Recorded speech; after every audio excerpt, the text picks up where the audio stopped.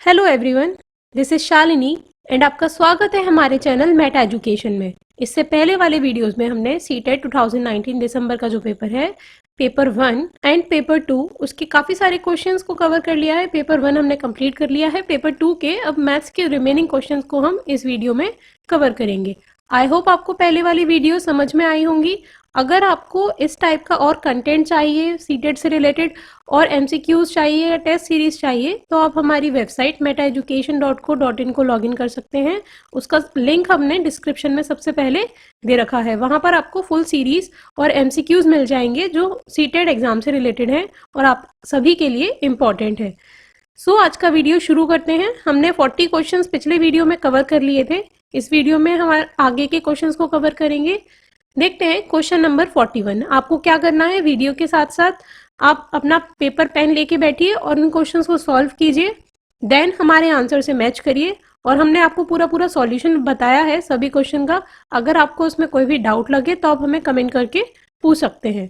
चलिए स्टार्ट करते हैं। Question number 41। A godan is in the shape of a cuboid whose length, breadth and height are 56 meter, 42 meter and 10 meter respectively.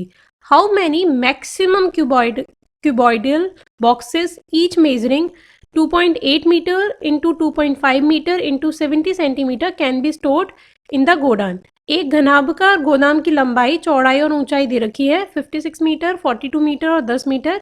इसके अंदर अधिकतम या ज़्यादा से ज़्यादा कितने घनाभकार डिब्बे रखे जा सकते हैं यदि प्रत्येक डिब्बे की बीमाएं या उनका भी जो डायमेंशन है वो दे रखा है हमें 2.8 मीटर हो, 2.5 मीटर हो और 70 सेंटीमीटर हो। अब आपको यहाँ ये ध्यान रखना है, लास्ट वाला जो नंबर दे रखा है वो 70 सेंटीमीटर्स दे रखा है, तो पहले इसको आपको मीटर में कन्वर्ट करना है और अकॉर्डिंगली क्वेश्चन को सॉल्व करना है। वीडियो पॉज कीजिए, क्वेश्चन सॉल्व कीजिए और फिर बताइए इन चारों में से कौन सा ऑप्शन करेक्ट है। तभी तक हम आपको सॉल्यूशन बताते हैं। अगर आपको ये जो इमेज है वो क्लियर नहीं दिख रहा है तो आप अपने जो वीडियो है उसमें सेटिंग में जाकर जो वीडियो का क्वालिटी है वो HD पर सेट करिए, तब जाके आपको ये वीडियो क्लियर दिख पाएगा। यहाँ हमें फर्स्ट जो क्यूबॉइड दे रखा था उसके डायमेंशन थे 56 metre, 42 metre and 10 metre. And जो छोटे बॉक्सेस की बात हो रही थी कि उस गोदाम में कितने छोटे छोटे बॉक्सेस आ सकते हैं, उनके डायमेंशन हमें दे रखे थे 2.5 मीटर, 2.8 मीटर और 7 सेंटीमीटर। ठीक, तो क्या करना है, ऐसे छोटे छोटे एक्स बॉक्सेस मान लीजिए आ जाएंगे, तो इन सभी इस वाले बॉक्सेस का मल्टीप्लिकेशन बाय एक्स इक्वल होगा हमारे जो बड़ा वाला या जो गोदाम है उसके वॉल्यूम के। ठीक, तो वॉल्यूम होता है किसी भी घनाभकार या किसी भी क्यूबॉइड का, उसके जो तीनों डायमेंशन है उनका मल्टीप्लिकेशन। तो जो गोदाम का आयतन या गोदाम का वॉल्यूम हो गया वो हो गया 42 इंटू 56 इंटू 10 मीटर क्यूब, क्योंकि ये तीनों वैल्यूज मीटर में थी। अब जो हमारे छोटे वाले बॉक्सेस थे उनका डायमेंशन हमें मल्टीप्लिकेशन करके लाना है। सबसे पहले 70 सेंटीमीटर को आपको चेंज करना पड़ेगा मीटर में, तो 70 सेंटीमीटर्स को जब हम मीटर में चेंज करेंगे तो वो आ जाएगा 0.7 मीटर्स। अब ये तीनों मीटर मिला के मीटर क्यूब हो गया। अब यहाँ से हमारे को x की वैल्यू कैलकुलेट करनी है, तो आप बेवकूफ़ी ये ना कीजिएगा कि पहले सभी का मल्टीप्लाई करें देन डिवाइड करें। सबसे ईजी मेथड होता है, आपको करना क्या है, सारी वैल्यूज लिख लीजिए, फिर जो उसमें कट रहा है उन सभी को कैंसिल करके और आपका आंसर आ जाएगा। यहाँ पे ये बहुत इजी रहता है। x इक्वल्स टू 4800 यहाँ पर आंसर आया। आई होप आप सभी का भी आंसर सेम आया होगा। इसके अकॉर्डिंग अगर देखें तो हमारा जो आंसर है ऑप्शन 3 4800, ये हमारा नंबर है कि उस गोदाम में 4800 उस साइज के छोटे बॉक्सेस आ पाएंगे। ये मैक्सिमम नंबर है, इससे ज़्यादा बॉक्सेस वो वाले नहीं आ पाएंगे। तो इसका option 3 is the correct answer question number 41 का। नेक्स्ट देखते हैं question number 42। The circumference of the base of a right circular cylinder is 5 to 8 centimetre. एक लंबवृत्तीय बेलन के आधार की परिधि दे रखी है यहाँ पे 5 to 8 सेंटीमीटर और इसकी ऊंचाई 2 मीटर है, height is 2 metre. What is the volume of the cylinder? तो आपको उस सिलेंडर का क्या पता करना है, वॉल्यूम या आयतन पता करना है। और यहाँ पर दे रखा है पाई को आपको 22/7 मानना है। यहाँ 4 ऑप्शन है, इनमें से कौन सा ऑप्शन करेक्ट होगा जल्दी बताइए। इन चीज़ों को नोट कर लीजिए और क्वेश्चन सॉल्व करिए। 2 ही चीज़ें दे रखी हैं, height of the cylinder that is 2 metre and circumference of the cylinder, base of the cylinder is 5 to 8 centimetre, यानी कि जो उसकी परिधि दे रखी है वो 5 to 8 सेंटीमीटर दे रखी है। वीडियो पॉज कीजिए, क्वेश्चन सॉल्व कीजिए। देखिए हम आपको बताते हैं इसका सॉल्यूशन क्या है। यहाँ पर हमें क्या दे रखा है क्वेश्चन में, ये वाला एरिया ये चीज दे रखी है कि इसकी जो परिधि है 2πr, इसको बोलते हैं हम 2πr सर्कमफ्रेंस कहलाती है, वो है हमारी 528 सेंटीमीटर। यहाँ से हमें r की वैल्यू कैलकुलेट करनी है, तो वो आएगी 528/2, क्योंकि ये 2 नीचे आ गया है यहाँ से, एंड r की वैल्यू यही रहेगी और पाई का रिवर्स में हो जाएगा 7/22। इसको जो हमने कैलकुलेट किया तो आंसर हमारा सेंटीमीटर में आया 84 सेंटीमीटर, पर क्योंकि हाइट हमें 2 मीटर दे रखी है और सिमिलरली ऑप्शन में जो आयतन दे रखा वॉल्यूम दे रखा है वो हमारे को मीटर क्यूब में दे रखा है, इसलिए हमें इसको मीटर में चेंज करना पड़ेगा। तो 84 सेंटीमीटर का मीटर में चेंज किया, दैट इज 0.84 मीटर हो गया। ये हमारा रेडियस हो गया इस सिलेंडर की, ठीक है। तो ये लेंथ हमारी आ गई 0.84 सेंटीमीटर। अब हमें वॉल्यूम पता करना है सिलेंडर का, वो क्या होता है, फॉर्मूला होता है पाई आर स्क्वायर एच। बहुत इजी है, काफी हमें ध्यान रहता है ये।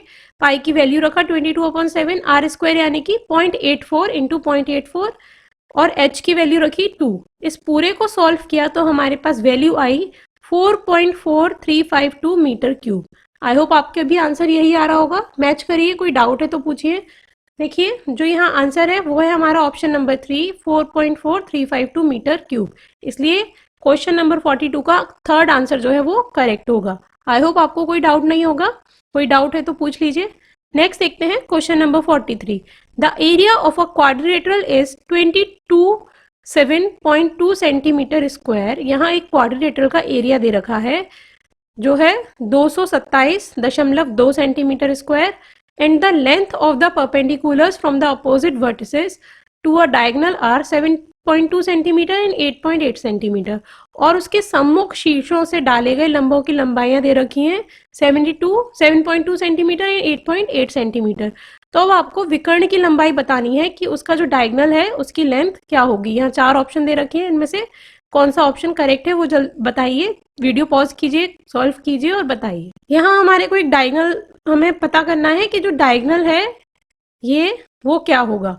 विकर्ण की लंबाई हमें पता करनी है और उससे डाले गए जो लंब हैं उसके विकर्ण पर वो है 7.2 सेंटीमीटर और 8.8 सेंटीमीटर।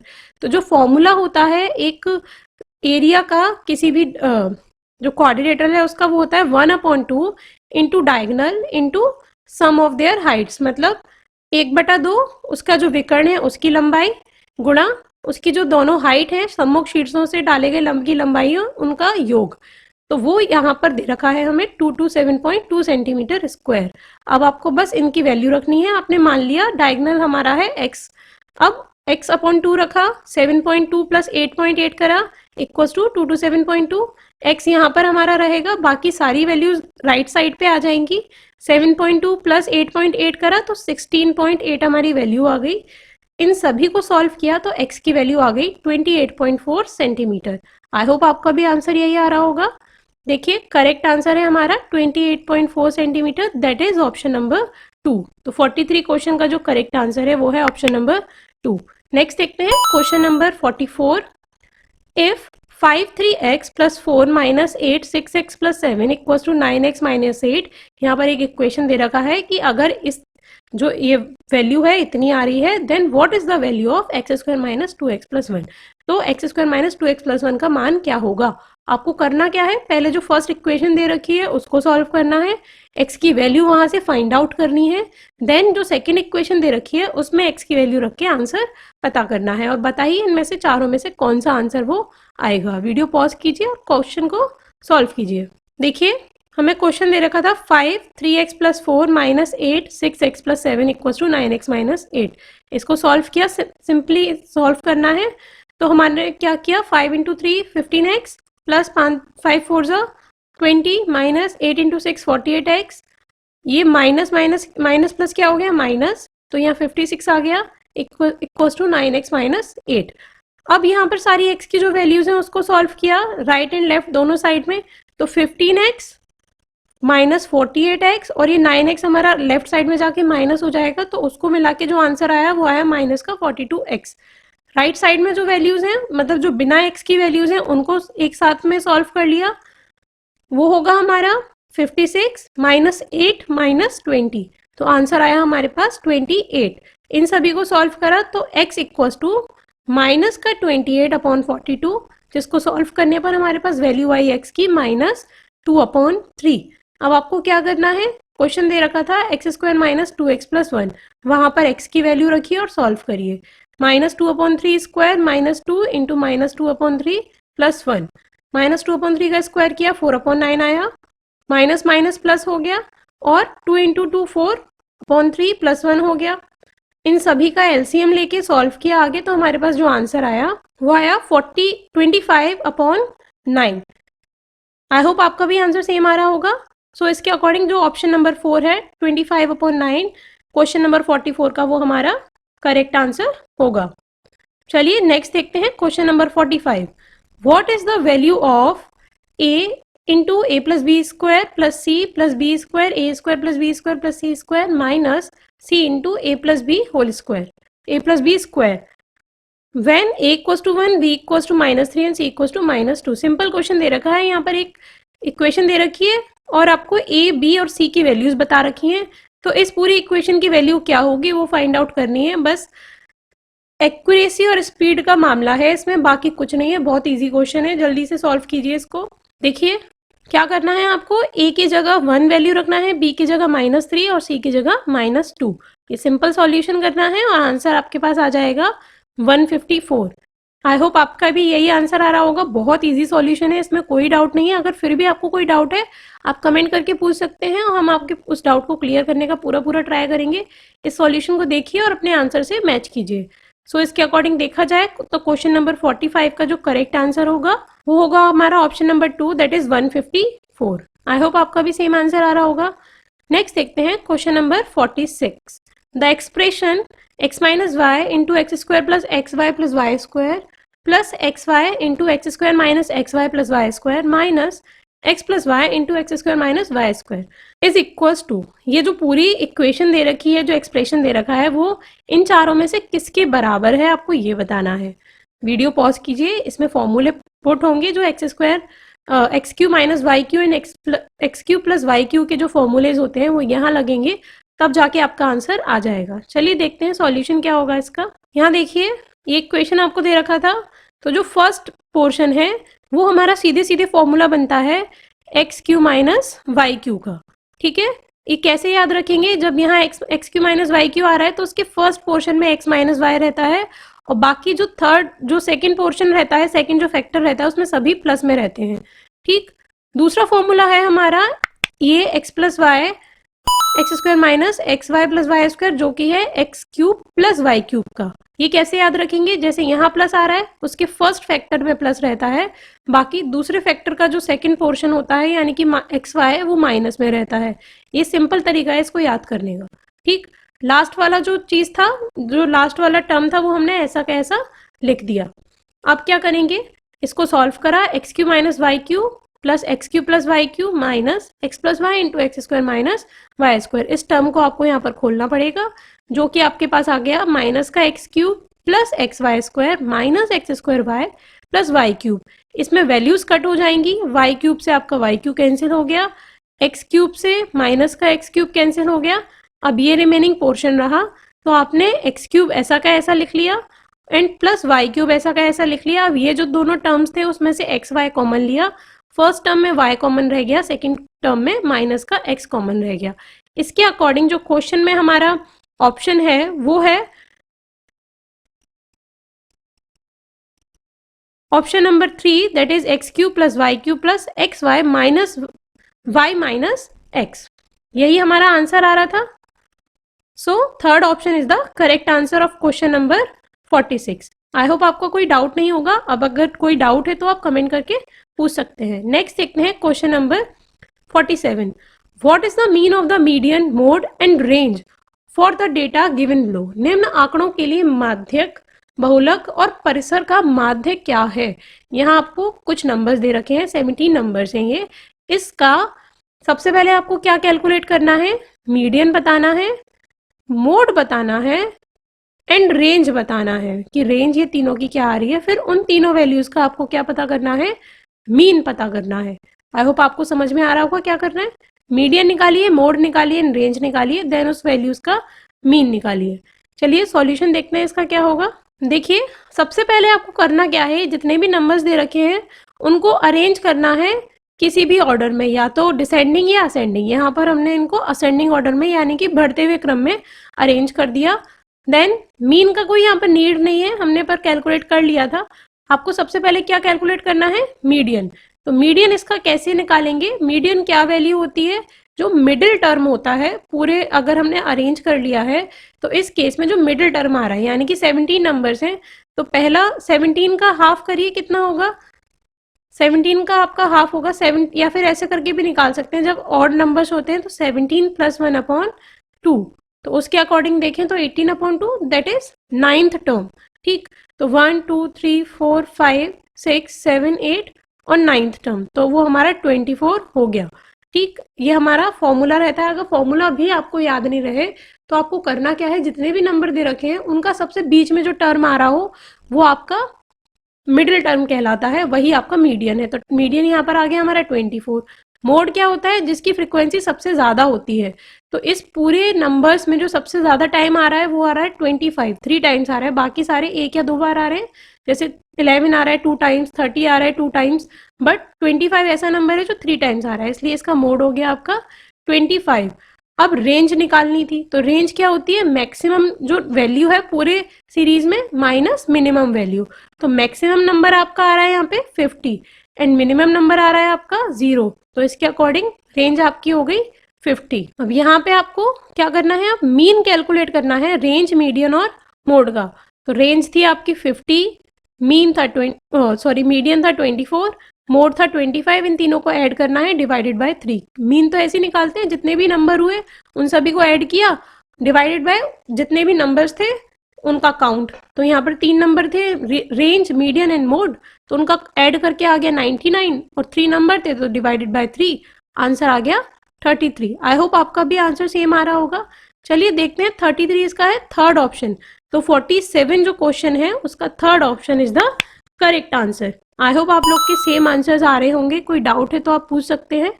नेक्स्ट क्वेश्चन देखते हैं, question number 48। A mathematical theorem is, एक गणितीय प्रमेय है। अब गणितीय प्रमेय इनमें से क्या है, ये स्टेटमेंट्स को ध्यान से पढ़िए। A statement that has been proven by logical arguments based on axioms, एक कथन जिसे अभिग्रहितों की तर्कसंगता युक्तियों द्वारा सिद्ध किया गया है। Second, a statement which is always true and doesn't need proof, एक कथन जो कि सदैव सही होता है और उसे उपपत्ति की आवश्यकता नहीं होती, मतलब उसे कोई प्रूफ करने की आवश्यकता नहीं होती। Third, a statement whose truth और फॉल्सिटी इज नॉट नोन, एक कथन जिसकी सत्यता या असत्यता की कोई जानकारी नहीं है। Fourth, is a statement without sufficient evidences for proof, एक कथन है जिसकी उपपत्ति यथेष्ट साक्ष्य से रहित है, मतलब आपको that is a statement without sufficient evidence of proof, जिसका कोई अभी सफिशिएंट एविडेंस नहीं मिले हैं, वो हमारे थ्योरम कहलाते हैं। इन चारों में से कौन सा करेक्ट ऑप्शन है, जल्दी बताइए, सोचिए थोड़ा और बताइए कि थ्योरम हम किसे कह सकते हैं।